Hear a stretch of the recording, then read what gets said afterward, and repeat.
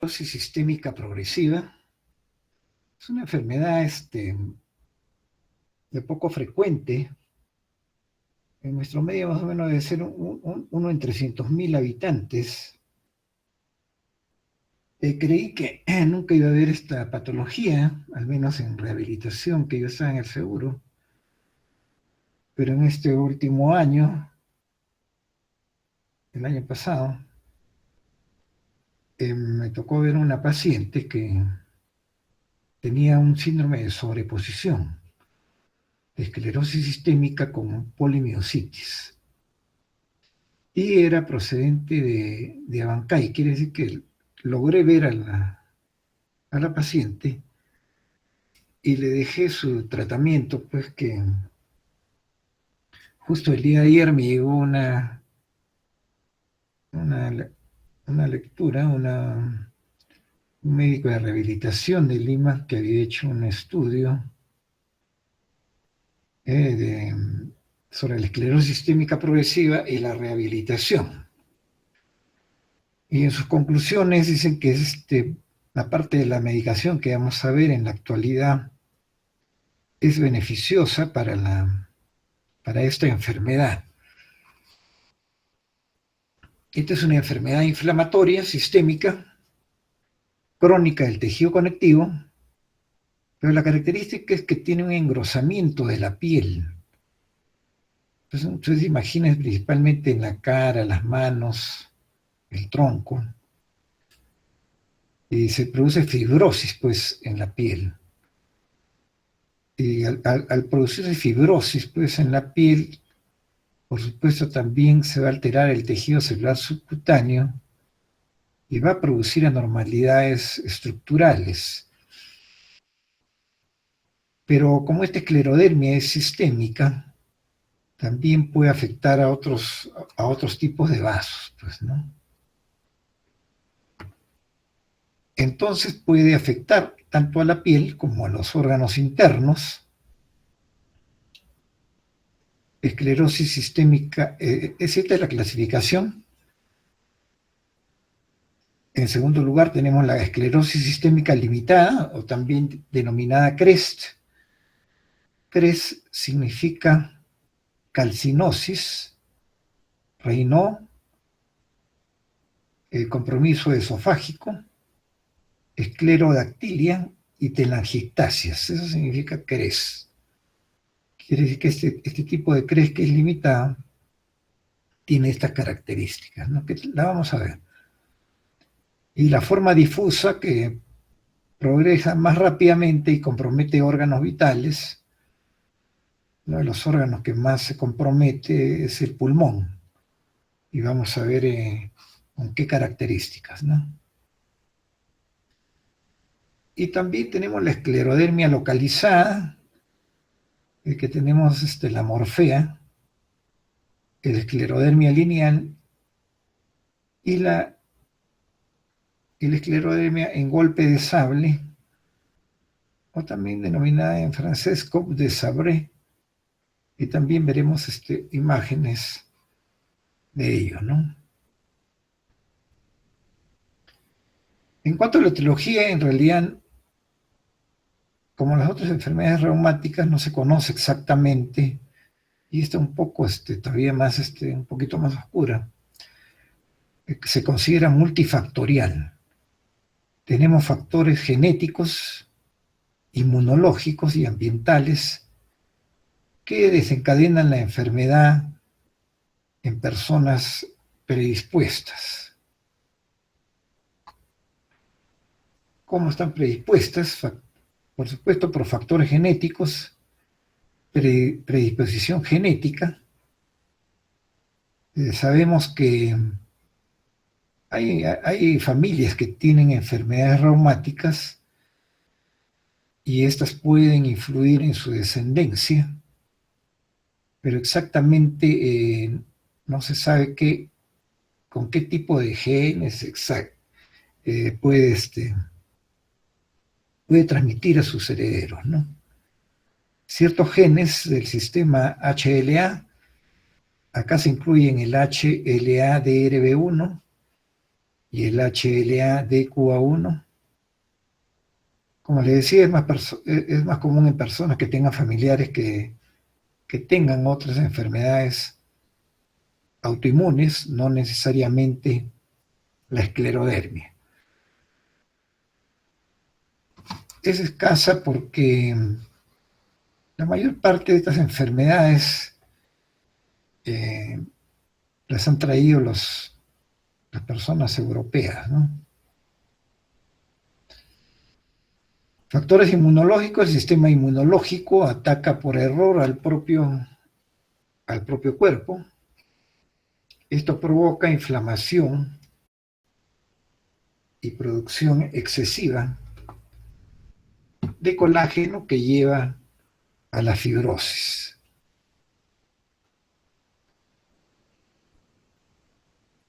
Anticuerpos específicos como el anticentrómero en la forma limitada, mejor dicho en el CRES, ¿no? Y antitopoisomerasa 1 o el anti-SCL70 en la forma difusa. Y el anti-RNA polimerasa 3. Entonces son los anticuerpos específicos de la esclerodermia, ¿no?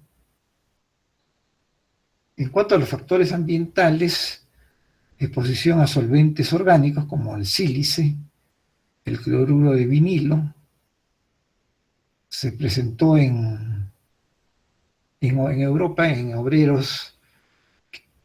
Antiguamente tenemos, en vez de las losetas, teníamos los vinílicos que se ponían al piso de las salas, de los comedores, y se produjo en muchos de esos obreros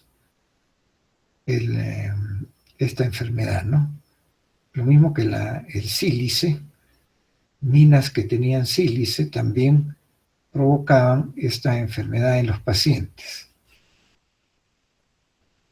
Pero hubo un aceite que también en Europa, digamos, se difundió, el aceite de colza. Entonces esto fue comprado, porque era un poco más barato, por muchas gentes en Europa, especialmente en España, y que usaron este aceite, se les produjo esta enfermedad. Por eso, al haber comprobado ello, se retiró del mercado, ¿no? Pero no sé cómo habrá quedado esto de las reparaciones civiles que han tenido que haber, ¿no? Que es una enfermedad prácticamente que no se cura definitivamente y sigue para adelante, ¿no?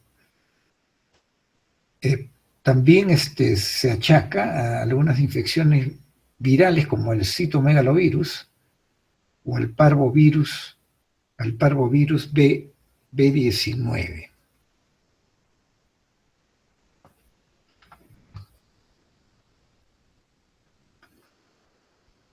Esta enfermedad también, al igual que en la artritis reumatoide, al igual que en el lupus, afecta con mayor frecuencia a mujeres. Bueno, si nosotros hacemos un estudio de la piel en un paciente con esclerodermia, vamos a ver el adelgazamiento de la epidermis. Como ven acá, normalmente hay prolongaciones de la hipodermis hacia el tejido celular subcutáneo, y acá se ve muy adelgazado. Además, se observa que hay una disminución de los vasos sanguíneos a este nivel. Aquí tenemos el corte de un vaso sanguíneo en el cual se ve el engrosamiento de la íntima, y miren, el vaso sanguíneo se ha cerrado. Esto es de un miembro, es de un dedo. También engrosamiento alrededor, y provoca pues una disminución del pasaje de sangre, ¿no? Por ese vaso sanguíneo, produciendo la sintomatología pues que se da en esta enfermedad, ¿no? Bueno, acá hay una muestra de cómo podría ser digamos, esta complicación sobre todo del endotelio. Una carga genética que acabamos de verla en las láminas anteriores, que hemos visto que es HLA también, y esto va a complicar las células blanco, ¿no? ¿Cuáles son las células blanco? Las células inmunocompetentes, los fibroblastos y las células endoteliales, que son los vasos sanguíneos que acabamos de observar, ¿no? En cuanto a las células inmunocompetentes, tenemos a las células B y las células T. Las células B, como sabemos, la producción de anticuerpos, y las células T, activación de genes de citoquinas como la interleucina 2, la interleucina 2R y el factor de crecimiento transformador beta. Al final van a influir en la producción de antitopoisomerasas y antiquinetocoro. En cuanto a las células T, activación de los genes de las citoquinas, la interleucina 2, 2R y el factor de crecimiento transformador beta, que también al final van a llevar a la fibrosis. En cuanto, entonces las células inmunocompetentes serían un órgano blanco, lo mismo que los fibroblastos. Entonces se activan los fibroblastos, activación de los genes de la expresión de la matriz extracelular, excesiva producción de tejido conectivo, y van a producir la fibrosis, pues, ¿no? Y digamos que el órgano más afectado, los órganos más afectados son las células endoteliales de los vasos sanguíneos. Entonces se va a producir un daño en estas células endoteliales, una proliferación del endotelio, como hemos visto en algunas láminas, el estrechamiento del espacio donde pasa la sangre, y esto va a ocasionar una agregación plaquetaria, factor de crecimiento transformador de las plaquetas, y el factor de crecimiento transformador beta. No van a producir hiperplasia subendotelial, oclusión, hiperreactividad. Todo ello va a llevar a que la fibrosis se incremente y produzca los síntomas en los pacientes, ¿no? Incidencia 10 a 15 casos nuevos por millón de habitantes. Es decir que, y sobre todo, pues, dependiendo de la población que haya, ¿no? La relación mujer-hombre es de 4:1. Uno de los signos, de los síntomas que va sintiendo el paciente durante años es el fenómeno de Raynaud, fases de palidez, rubor y cianosis, ¿no? Por supuesto, esto va a ocasionar compromiso cutáneo, sobre todo en las partes acrales, dedo de las manos, dedo de los pies. Secundariamente, manifestaciones musculoesqueléticas, manifestaciones digestivas. ¿Por qué? Porque, por ejemplo, vamos a ver ya cuando veamos el CREST, que principalmente de los órganos internos, el primero que se complica es el esófago. Entonces, fenómenos de Raynaud, fases de palidez, rubor y cianosis, un poco edematosos los dedos,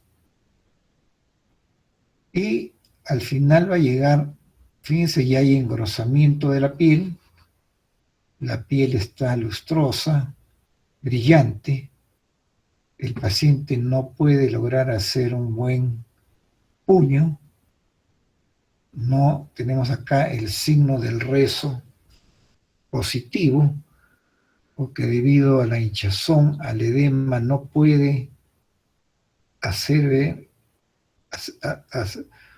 no puede expresarse bien el signo del rezo, que es con las palmas y los dedos bien pegados. Por supuesto que este es un signo que no es patognomónico de la esclerodermia, porque puede haber en otras enfermedades, por ejemplo, como en la misma diabetes, que también por el problema de la enfermedad se van a producir cambios en el tejido celular subcutáneo, en la piel y en los mismos vasos sanguíneos, ¿no?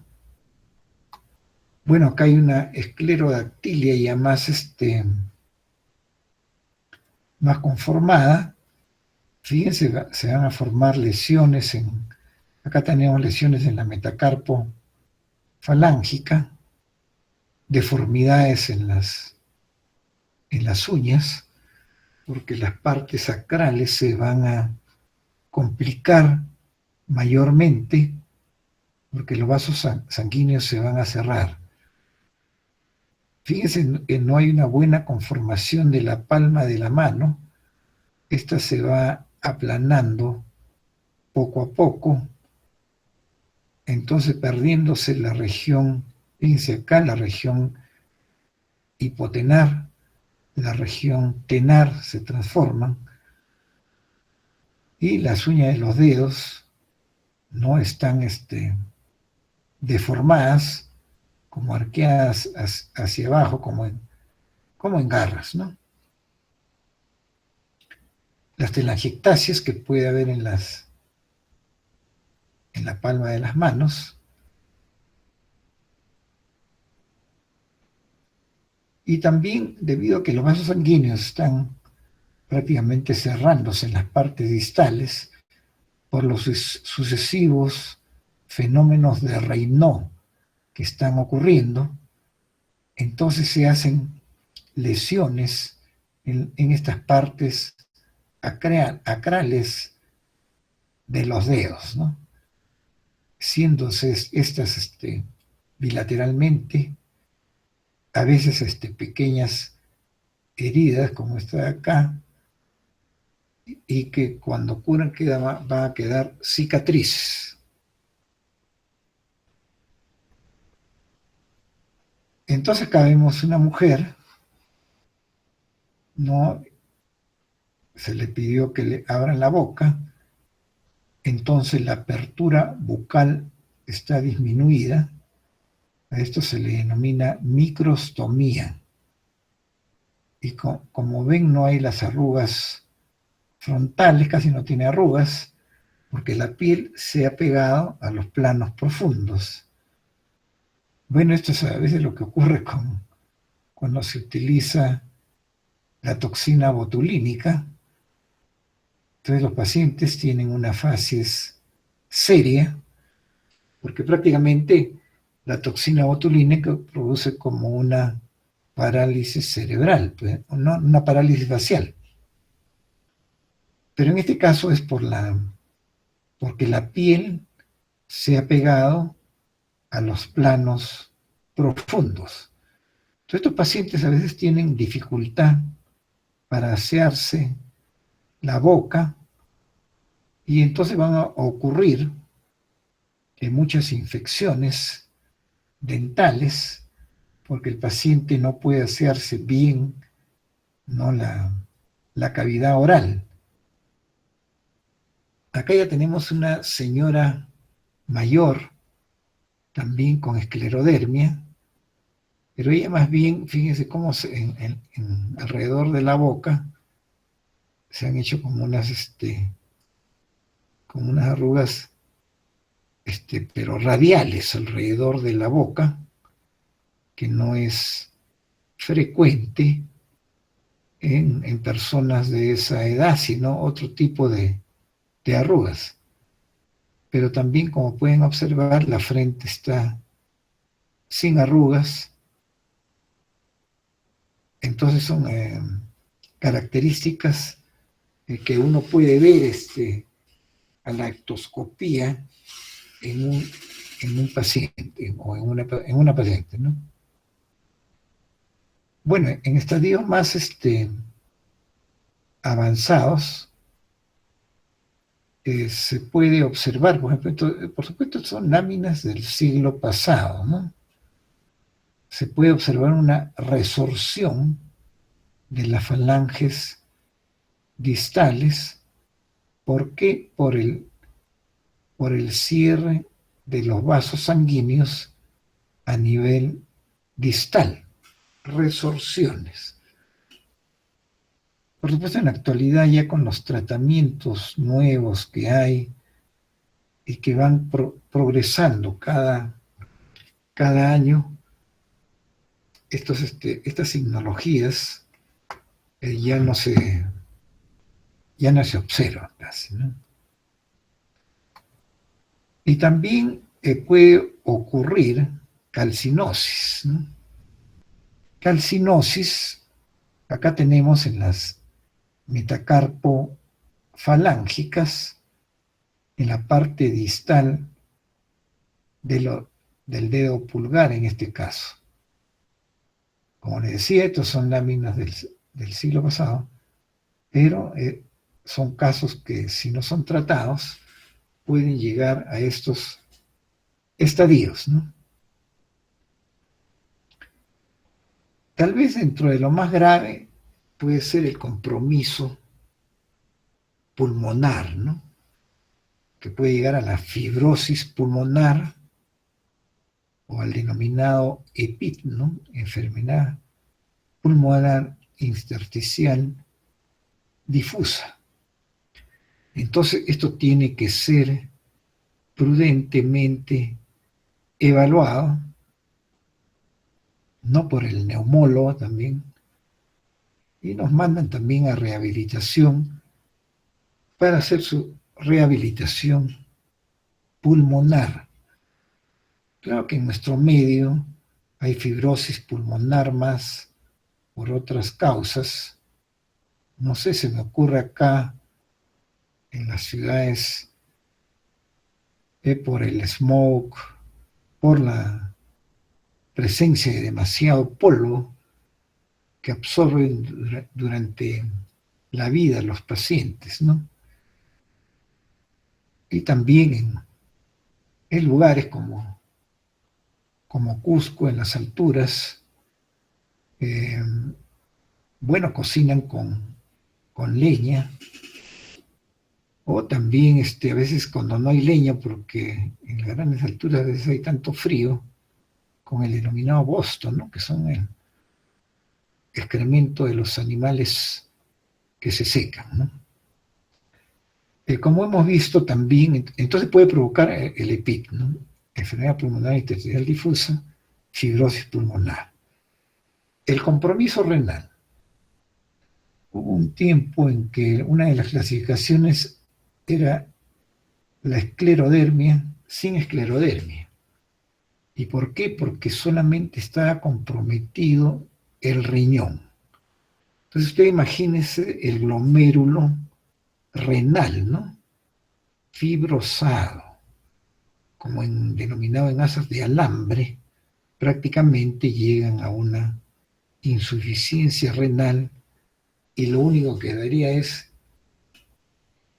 el trasplante renal, ¿no? A nivel cardíaco puede haber pericarditis y miocardiopatía. Como sabemos, la pericarditis es el derrame pericárdico que tiene que ser bien valorado, pues, por el cardiólogo e intervenir el cardiocirujano, porque prácticamente el líquido en el pericardio puede, pues, comprometer la vida del paciente, ¿no? La miocardiopatía se produce porque los vasos sanguíneos también inervan el mismo músculo cardíaco y se van a producir pues, estas obstrucciones, el paso de la sangre y producir la miocardiopatía. Esto también provocaría las arritmias cardíacas, pues, ¿no?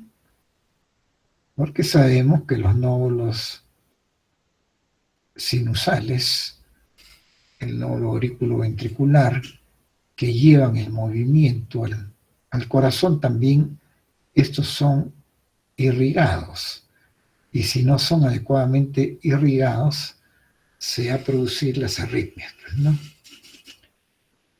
La neuropatía periférica, sobre todo se encontraba en esta enfermedad la neuralgia del trigémino, ¿no? La neuralgia del trigémino provocada por el quinto par,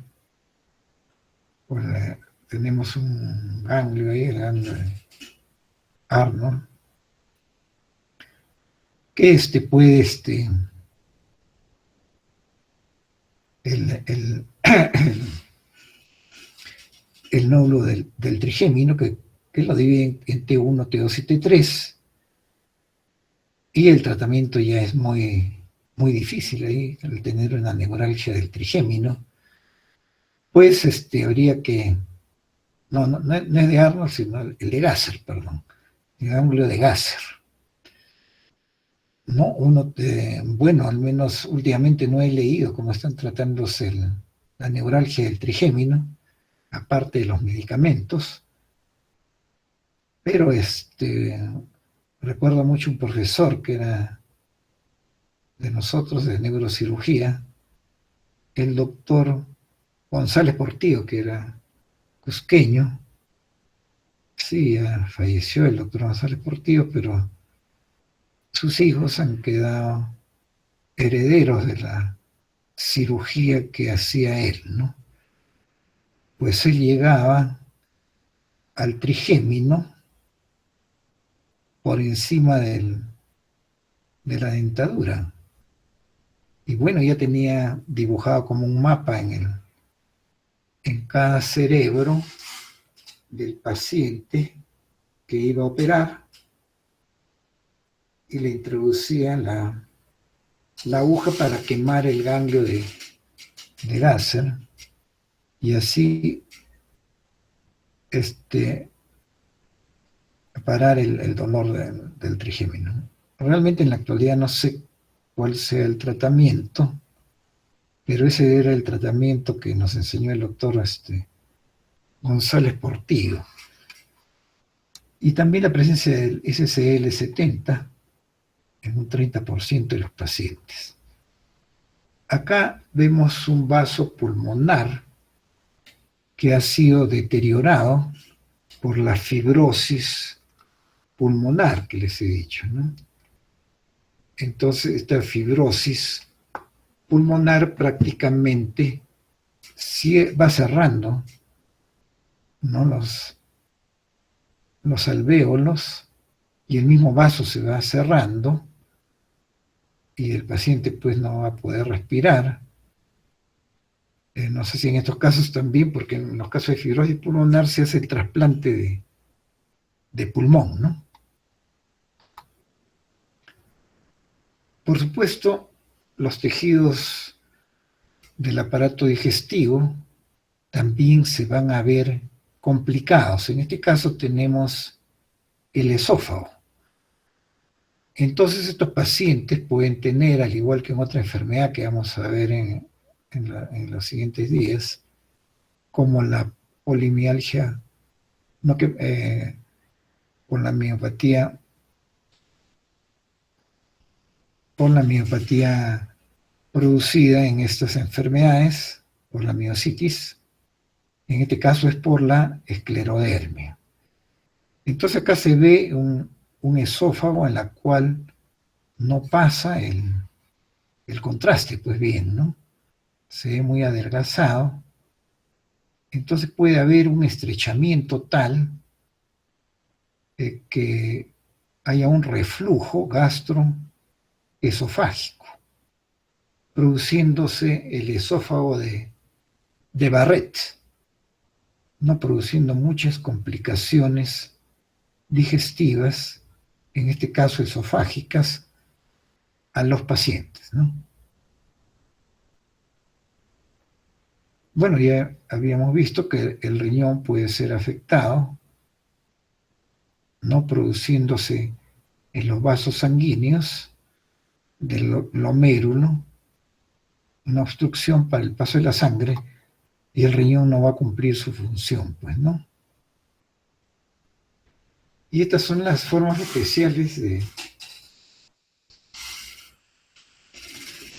la esclerodermia, ¿no? Que es el CRES, como les decía, calcinosis. Hemos visto ya una lámina anteriormente de la calcinosis, no en los dedos de las manos. Hay que tener en cuenta que la presencia de calcinosis produce un proceso inflamatorio y un proceso destructivo de la articulación o del tendón. Por eso es que esta calcinosis debe ser no solo disminuida, sino desaparecida de un tendón, sino este tendón se va a romper, ¿no? Y bueno, esta calcinosis va a producir mucho dolor, sobre todo si es el tendón del supraespinoso, el tendón de Aquiles. Entonces el tratamiento tiene que ser inmediato porque el paciente sufre muchos dolores, ¿no? El fenómeno de Raynaud en esta enfermedad, fase de palidez, rubor y cianosis. Quizá estos es los primeros síntomas que va sintiendo el paciente en una esclerodermia, ¿no? Fenómenos de Raynaud repetitivos a través de los años y sobre todo cuando hemos sido expuestos al frío, como al menos para mí el frío de Cusco en las mañanas y peor pues en los tiempos de la llamada helada. Acá nos complica bastante la vida, la que no somos oriundos de estas tierras, ¿no?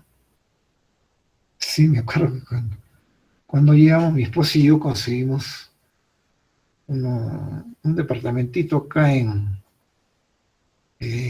cerca del aeropuerto. Hay unas habitaciones, alquilé unos departamentitos. Y la primera vez que, bueno, yo ya estaba trabajando acá varios meses, pero ella recién llegaba y nos dejó el carro en el tío. Y esa subida, ¿no? Subir hasta el hospital regional y al hospital del seguro. En esa subida nomás que dimos, nos asustaba porque vimos nuestras manos estaban moradas. No por la falta de costumbre de estos fríos mañaneros en el Cusco. Entonces, era prácticamente como un fenómeno de Raynaud. Pero bueno, a través del tiempo nos hemos ido acostumbrando, pero no a ese frío matutino, ¿no?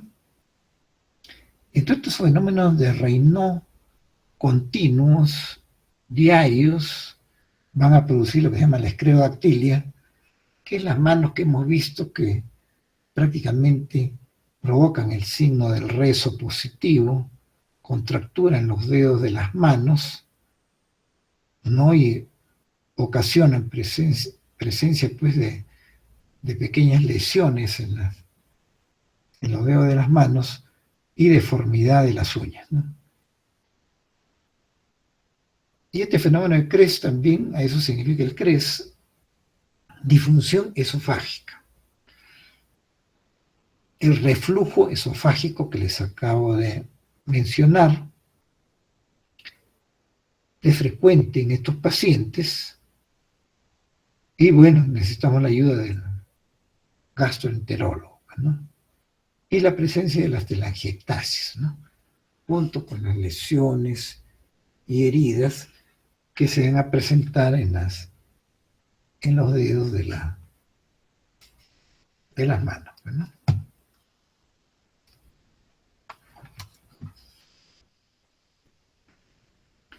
Bueno, acá tenemos una calcinosis en un dedo pulgar, pero también ya tenemos la uña un poco deforme, un poco engrosada, por los distintos fenómenos de Raynaud que ha tenido el paciente durante su vida, pues, ¿no? Otra muestra del fenómeno de Raynaud, fase de palidez, rubor y cianosis, ¿no?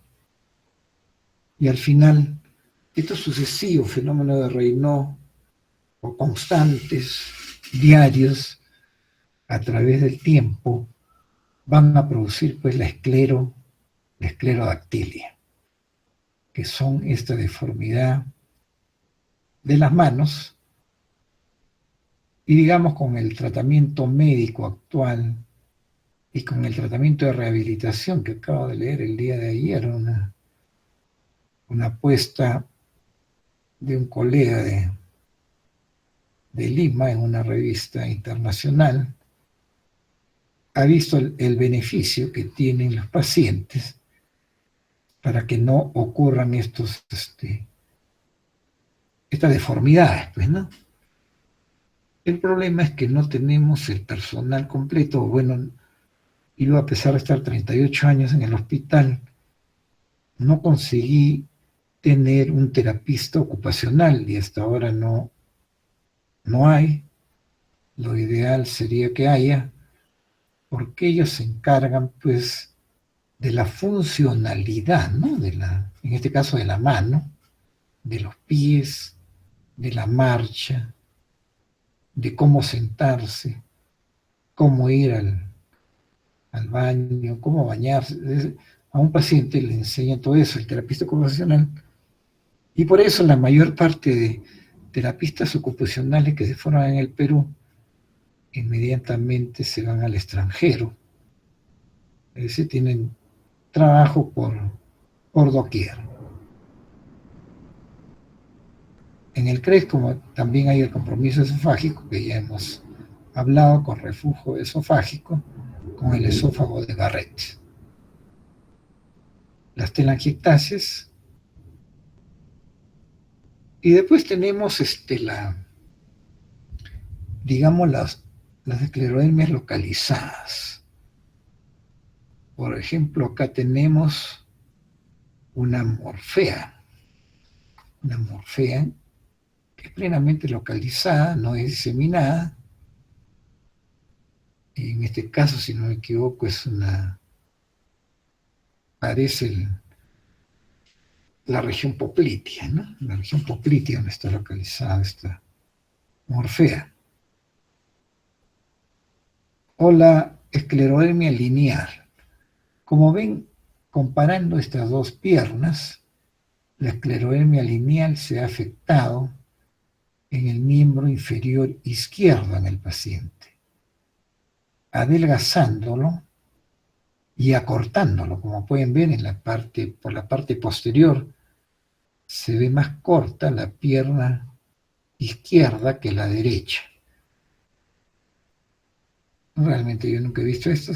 Esclerodermia, ya les dije que logré ver un síndrome de sobreposición entre esclerodermia y polimiositis, pero tenía todos los signos de la esclerodermia, ¿no?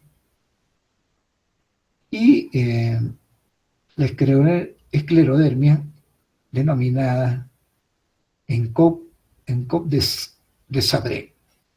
ENCOP de Sabré, como ven, la mitad de la cara del paciente se ha complicado, ¿no? Ocasionando pues que hay una asimetría entre la hemicara derecha y la hemicara izquierda. Acá hay una vista de perfil, pero también mencionarles a ustedes que realmente la parte derecha y la parte izquierda no es exactamente igual. ¿no? He tenido señoras que vienen por ese mal, vienen a rehabilitación, y yo le digo, es que no, la cara derecha no es igualita a la cara izquierda, ¿no? Hay ciertas asimetrías que por supuesto a simple vista no se ven. Yo logré ver incluso a un niño con todo el cuerpo derecho e izquierdo distintos, ¿no? Pero de nacimiento. Entonces, ustedes imagínense, pues, que tenemos 30.000 genes de la mamá y 30.000 genes del papá. Y cuando se mezclan, pues, imagínense ustedes. Por decirlo vulgarmente, es un cambalache, ¿no? Y sale un nuevo ser, pues, ¿no? En el laboratorio, la velocidad de sedimentación va a estar incrementada. Por ser enfermedad crónica, van a tener anemia estos pacientes. Los anticuerpos antinucleares son positivos, patrón moteado, patrón homogéneo y patrón nucleolar. Los anticuerpos anti-SCL70 se asocian con la enfermedad pulmonar. Los anticuerpos anticentrómero en formas limitadas, en las formas limitadas, como en el CRES, ya leí CRES, calcinosis, Raynaud, compromiso esofágico, esclerodactilia y telangiectasias.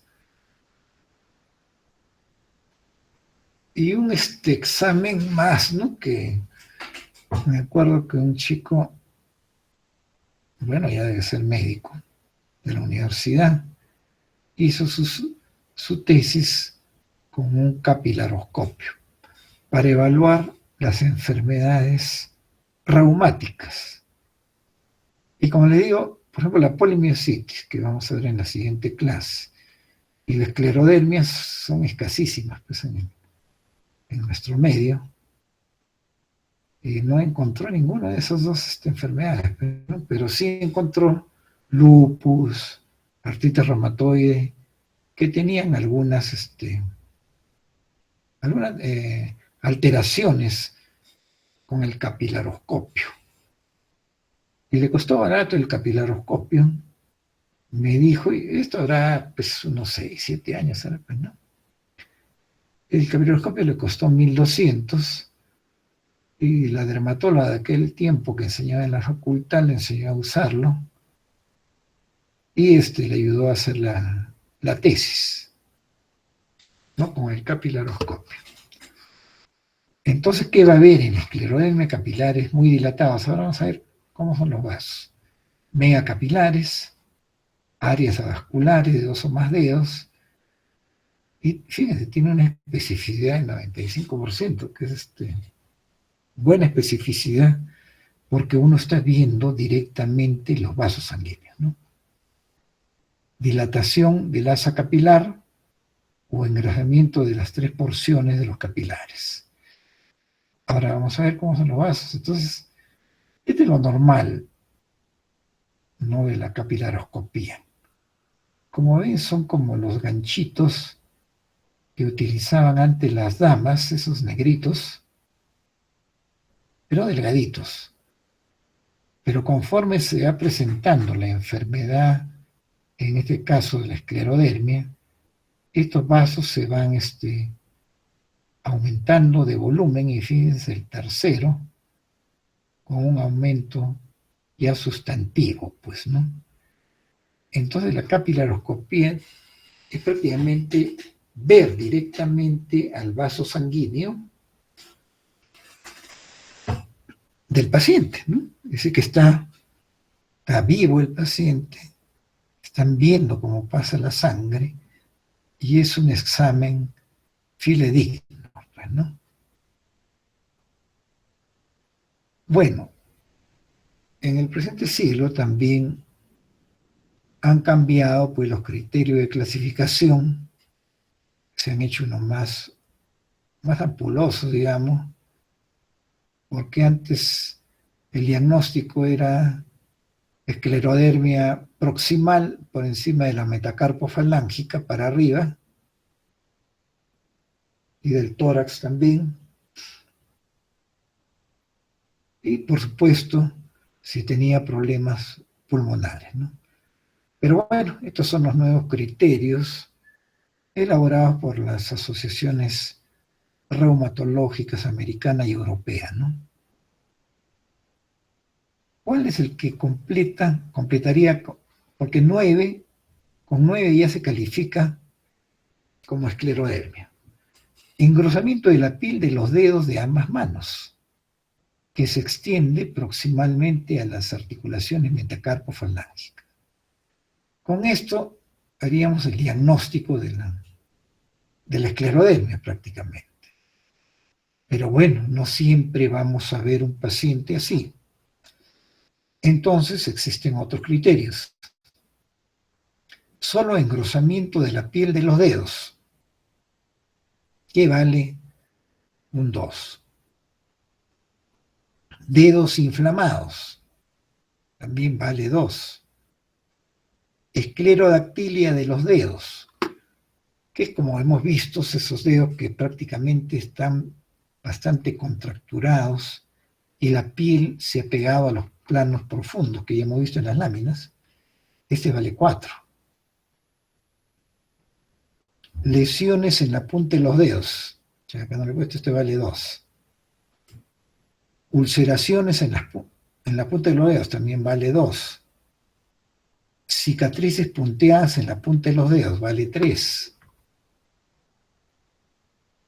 Telangiectasias, ¿no? En las manos, en los dedos, tenemos que vale 2.